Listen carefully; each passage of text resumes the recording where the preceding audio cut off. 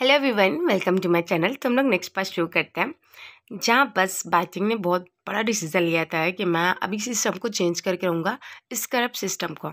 तो वो नेक्स्ट है जहाँ बस ओमेगा की क्लासेस हो रही है, फिनिक्स जो उसने पहले ही बोला था, फिनिक्स यूनिवर्सिटी में वो वापस से चला जाएगा पढ़ाने के लिए। तो उसने वो ऑफर एक्सेप्ट कर लेता है और वहाँ पर उसका फर्स्ट डे रहता है।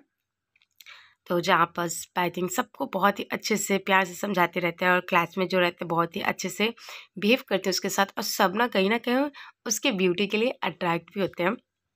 जहाँ पर कुछ स्टूडेंट कहते हैं कि ओ माय गॉड, मुझे तो बिलीव नहीं होता कि सीनियर सिर्फ हमसे 6 साल बड़े हैं, इतने यंग एज के लगते भी नहीं हैं वो, ऐसा लगता है जैसे हमारे दोस्त ही हैं।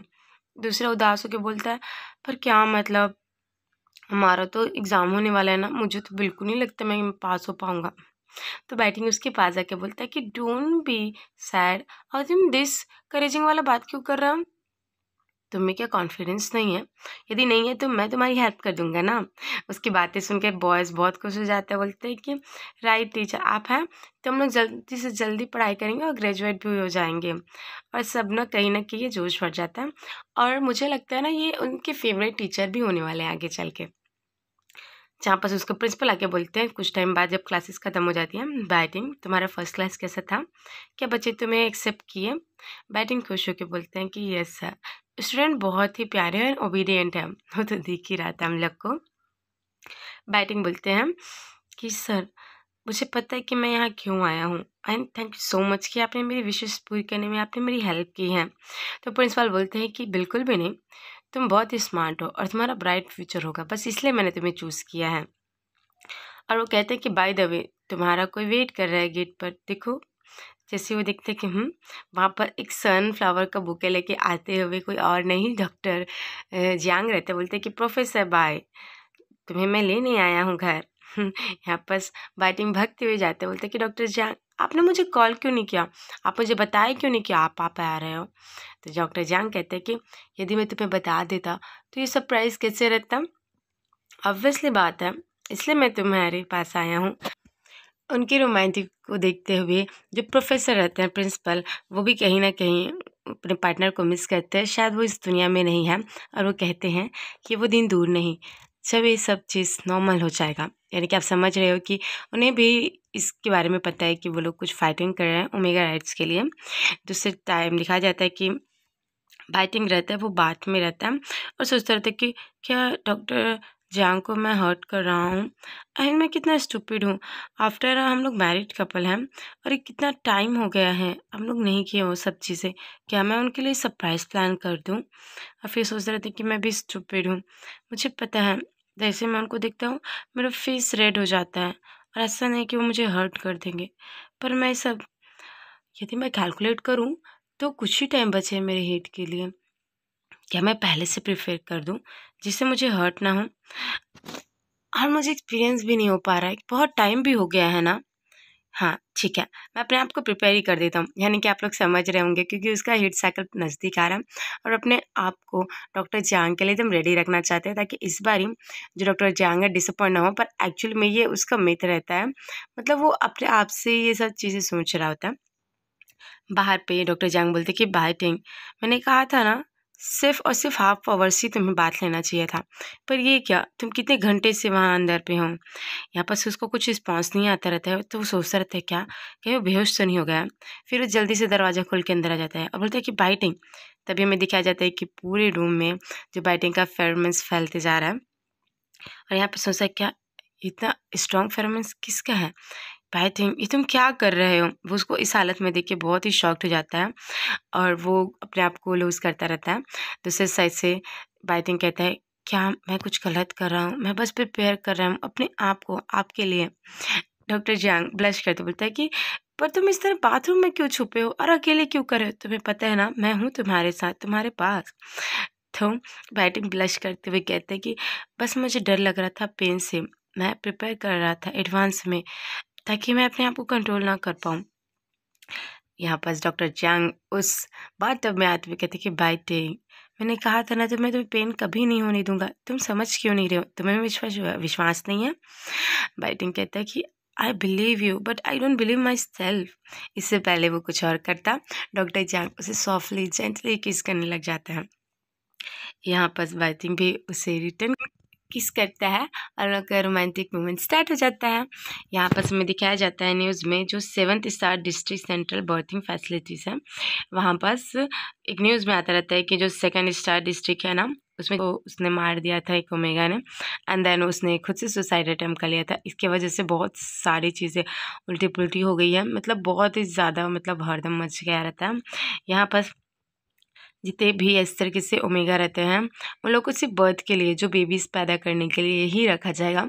अदरवाइज उन लोगों का लाइफ में कुछ काम नहीं होगा। तो ये एक फैसिलिटीज़ रहता है जहाँ पर उन सारे ओमेगास को जिसने क्राइम किया है उन सबको रखा जाएगा, सिर्फ उसको बच्चे पैदा करने के लिए।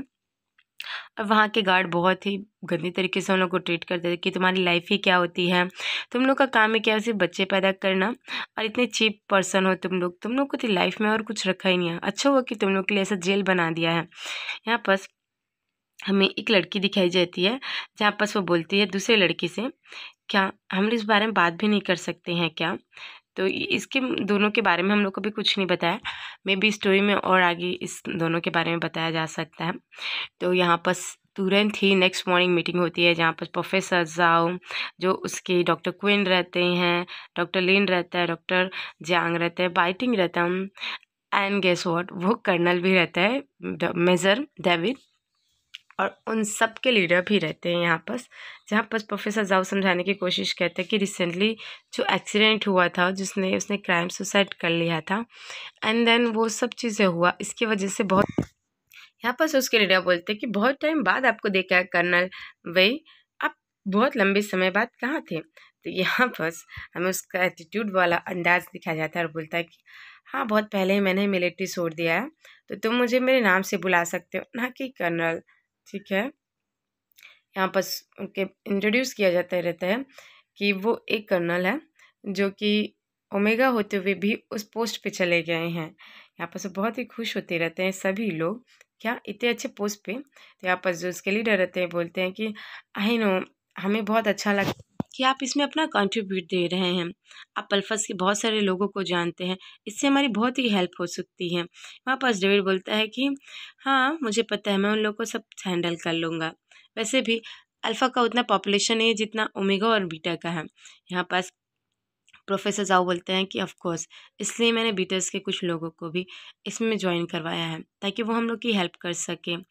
तो यहाँ पर बहुत ही खुश होते रहते हैं और उस पर्सन को दिखाया जाता है जो बीटा है, जिसने कहीं ना कहीं बाइटिंग और डॉक्टर जांग ने उस गली में उसको बचाया था। यहाँ पर बाइटिंग खुश होते रहते हैं, क्या डॉक्टर जांग देखो वो वही बीटा है जिसको हमने सेव किया था। यहाँ पर बाइटिंग की बातें सुन के डॉक्टर जांग बोलते हैं कि यस, और वो इस ऑपरेशन में हम लोग का साथ देने वाले हैं, है ना, अच्छी बात। तो यहाँ पर उसके फाइल पढ़ते रहते हैं, जो डॉक्टर लेन रहते बोलते हैं कि रियली ये मुझे बहुत ही अट्रैक्ट कर रहा है, यानी कि इतने टाइम तक वो उन अल्फाज लोग के साथ काम कर रहा था ओमेगा होने के बावजूद भी। तो बैटिंग बोलते हैं कि रियली ये तो बहुत ही अच्छी बात है कि वो एक ओमेगा है, उसके बावजूद भी वो कर्नल थे, मुझे तो बिलीव ही नहीं हो रहा है, कैसे हैंडल किए होंगे अपने आप को वो। वाह, ये कितना इम्प्रेसिव है कि वो मिलिट्री में थे। मतलब किसी ओमेगा को उस पोस्ट पर भी देखना बहुत बड़ी बात होती है, क्योंकि जैसे कि उसका फ्रेंड रियून है, वो कई बार ट्राई करने के बावजूद भी वो एग्ज़ाम क्लियर नहीं कर पा रहा था just because he is omega ना।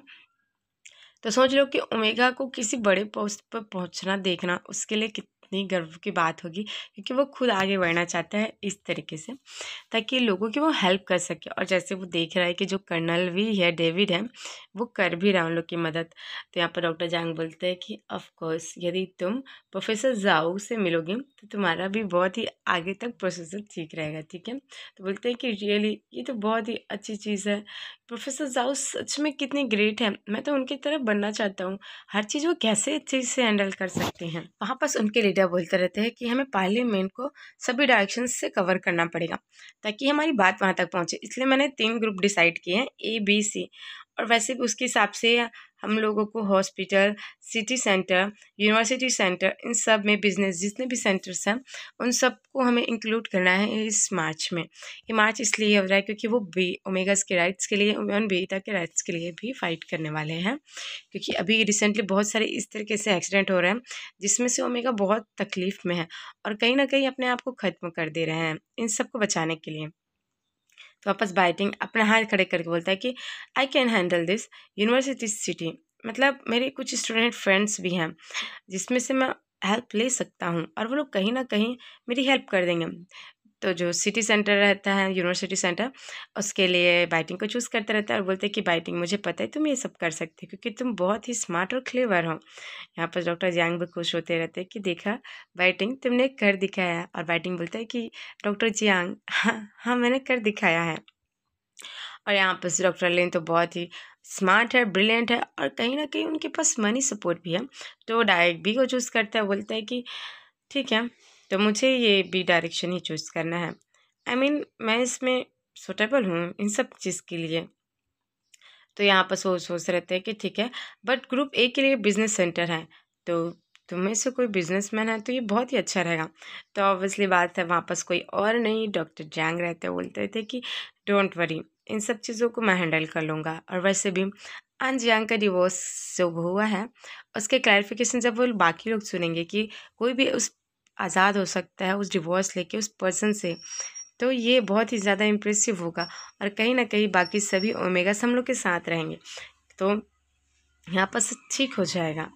यहाँ पर सब मीटिंग ख़त्म होने के बाद बाइटिंग आता है प्रोफेसर जाओ के बाद बोलते हैं कि प्रोफेसर जाओ बहुत टाइम बाद हो गया सीनियर, हम लोग मिले नहीं हैं, क्या आप हमारे यहाँ डिनर पर आ सकते हैं। प्रोफेसर जाओ बोलते हैं कि ऑफ कोर्स मैं ज़रूर आऊँगा। तो वो किसी और से बात करते रहते हैं, वो कोई और नहीं जो कर्नल रहता है वही रहता है। तो बोलता है कि वाह क्या वो ब्यूटी है जो तुम्हारे साइड में है उसकी आवाज़ से पहचान लेते हैं। तो बोलता है कि कर्नल क्या ये आप हैं।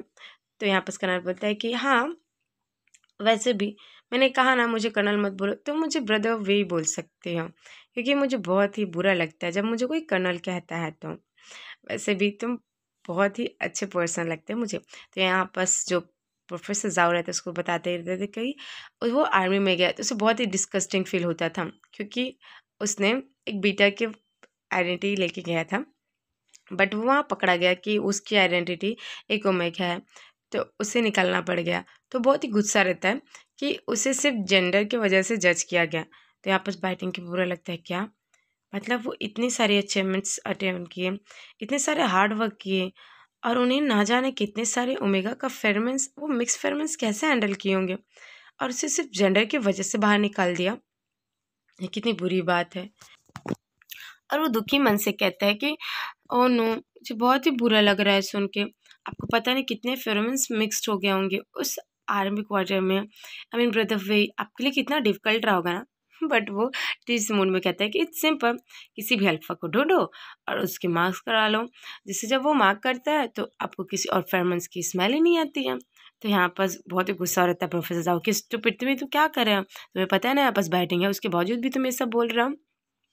फिर भी उसके नॉन स्टॉप बकबक शुरू रहती, बोलते कि अरे भाई परमानेंट मार्क कराने के लिए नहीं बोल रहा हूँ, बस शॉर्ट टर्म के लिए करा लो और जब तुम चेंज होते हो तो तुम फिर दूसरे अल्फाज से करा लो। इससे क्या होता है ना कि तुम्हारा रूटीन भी चेंज होता है और अल्फाज भी चेंज हो जाते हैं। तो यहाँ पर बहुत गुस्से में बोलता है कि स्टूपिड तुम बंद करो, ये मेरा जूनियर है, आइंदा इस तरीके से बातें मत करना ठीक है। ऐसे उनकी बातें सुन के तो प्रोफेसर जाओ का गुस्सा देख के यहाँ पर बैटिंग बोलते हैं कि आप thank you for information sir but senior आप प्लीज़ डिनर पे आ जाइएगा। और वैसे भी मेरे पास एक अल्फ़ा है जो बहुत प्यारा है और सोच रहते हैं कि सच में इन्होंने कितनी मेहनत की पर मुझे भी मेहनत करनी पड़ेगी उस मार्च के लिए और मुझे पता है वो कैसे होगा। तो यहाँ पास वो लोग तैयारी करते रहते हैं उस फाइटिंग के लिए जो कि आज तक किसी ने भी स्टार्ट नहीं की है, एक इक्वल राइट्स के लिए। तो आज का एक क्यूट पार्ट यही ख़त्म होता है। I hope you like this video. Thank you for watching.